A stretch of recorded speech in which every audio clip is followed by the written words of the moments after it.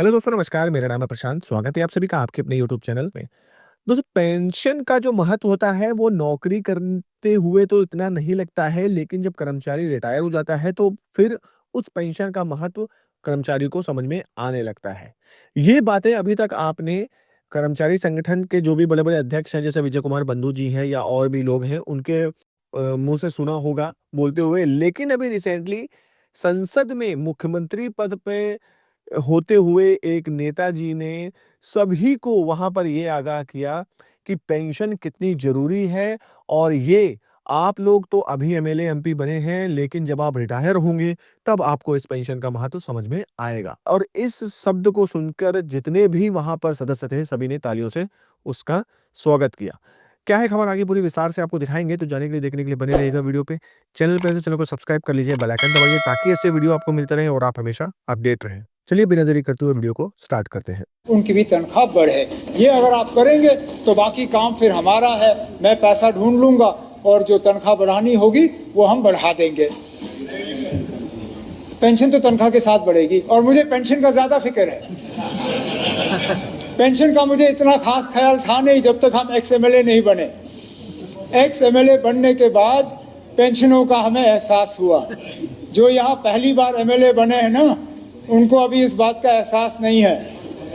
हारने के बाद जब जाओगे, अल्लाह करे कि वो ज्यादा जल्दी ना हो, लेकिन कभी ना कभी एक रात बैठे।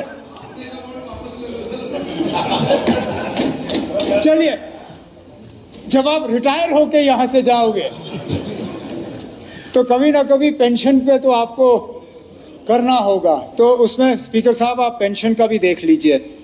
अब सीडीएफ, पीए का हम बढ़ा देंगे। पीए का मैं फाइनेंस से बात करके वो हम बढ़ा देंगे। अब सीडीएफ, आखिर में सिर्फ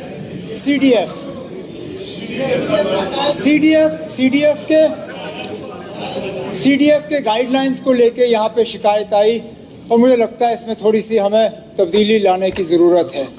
सबसे पहले तो फिलहाल ताकि इसको हम इमीडिएटली इम्प्लीमेंट करें, मैं डिपार्टमेंट से कह दूंगा कि जो भी एमपी लैड्स के गाइडलाइंस हैं वही एमपी लैड्स के गाइडलाइंस जो हैं ऑनरेबल एमएलएस के सीडीएफ पे लागू हों। उसके बाद अगर कहीं पे इस पे बदलाव लाने की ज़रूरत है, कहीं पे इस पे इम्प्रूव करने की ज़रूरत है, मेरे दरवाजे खुले हैं, मैं आपके साथ बैठ के इसको हम कर लेंगे। और रही बात रकम की, बढ़ाना पड़ेगा। शायद इतना नहीं बढ़ा सकता हूं जितना आप उम्मीद कर रहे हैं। ये समझ लीजिए कि मेंबर पार्लियामेंट जो है उनको 5 करोड़ मिलते हैं, उनके असेंबली हल्के 10 और 15 से कम नहीं हैं। चलिए 5 करोड़ ना सही, मैं आज 3 से 4 करोड़ कम से कम इसको कर देता हूं।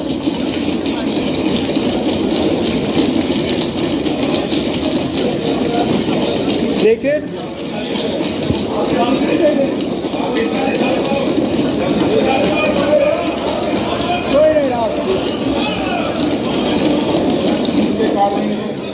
कोई बात नहीं आप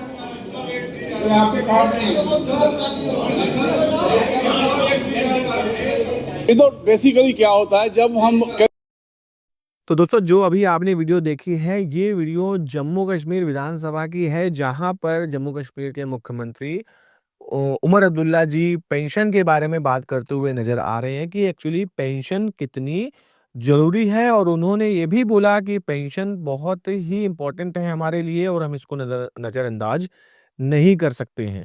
साथ ही साथ देखिए, सभी को, जितने भी वहाँ पे नेतागण थे, उनको भी उन्होंने इस चीज़ का आगाह किया कि देखिए, जब आप सत्ता पे रहते हैं, जब आप कर्मचारी हैं या जब आप नौकरी कर रहे हैं, तब आपको उस पेंशन का इतना समझ में नहीं आएगा। लेकिन आपके रिटायरमेंट के बाद जब वो पेंशन आपको मिलेगी और उससे आपका जीवन यापन होगा, तो सोचिए वो कितनी इम्पोर्टेंस रखती है आपकी ज़िंदगी के लिए। और जब यही पेंशन वर्तमान में कर्मचारियों को एनपीएस के तहत 500 या 1000 या 1200 मिल रही है, तो सोचिए उन कर्मचारियों पर क्या गुज़र रहा होगा कि वो अपना घर कैसे चलाएँ, कैसे अपने परिवार का पालन भरण-पोषण करें।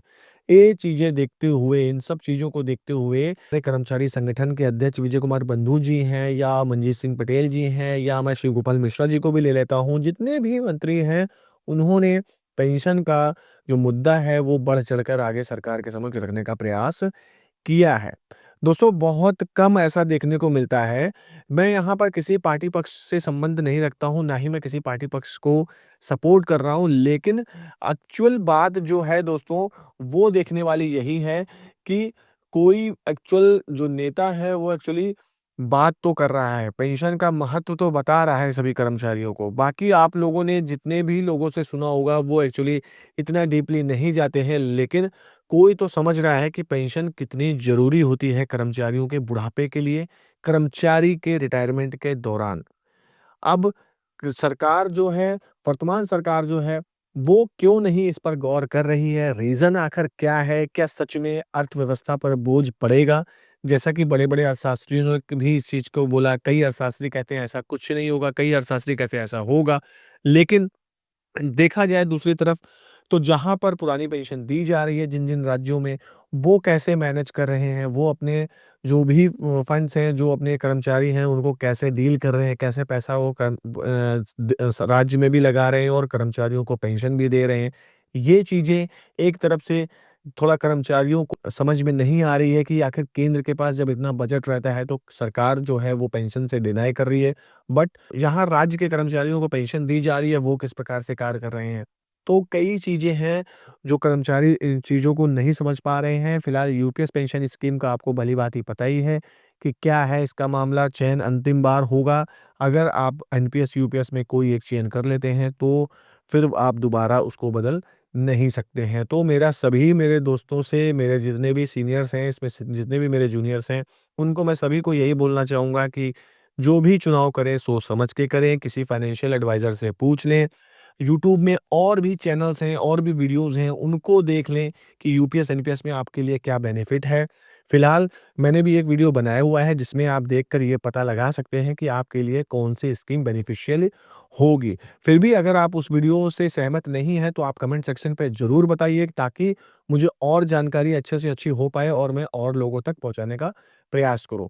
हालाँकि यूपीएस पेंशन स्कीम मैंने बताया जैसे-जैसे मैं मोटा-मोटा बता देता हूँ कि यूपीएस पेंशन स्कीम वो कर्मचारियों के लिए बहुत सूटेबल है जो लेट एज में भर्ती हुए हैं। Late age in the sense कि जिनकी जॉइनिंग 35 साल, 36 साल के बाद आई है और जो नौकरी में अभी-अभी लगे हैं, तो वो यूपीएस पेंशन स्कीम का चुनाव कर सकते हैं क्योंकि जब आप लेट एज में भर्ती हुए हैं तो आपका रिटायरमेंट 60 साल का होगा और उसमें आपका एनपीएस का कॉर्पस इतना जमा नहीं हो पाएगा।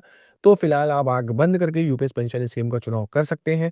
अब कौन से कर्मचारी एनपीएस पेंशन स्कीम को चुनना चाहिए, चुन सकते हैं, वो मेरे वीडियो के माध्यम से एक बार आप देखिए, उसमें काफ़ी अच्छे से मैंने क्लियर करने की कोशिश करी है। तो फिलहाल दोस्तों, खबर यही थी, मेरे द्वारा दी गई जानकारी अच्छी लगी है तो प्लीज़ वीडियो को लाइक करिए, शेयर कीजिए, कमेंट करिए। मिलते हैं अगली वीडियो में, तब तक के लिए जय हिंद, जय भारत।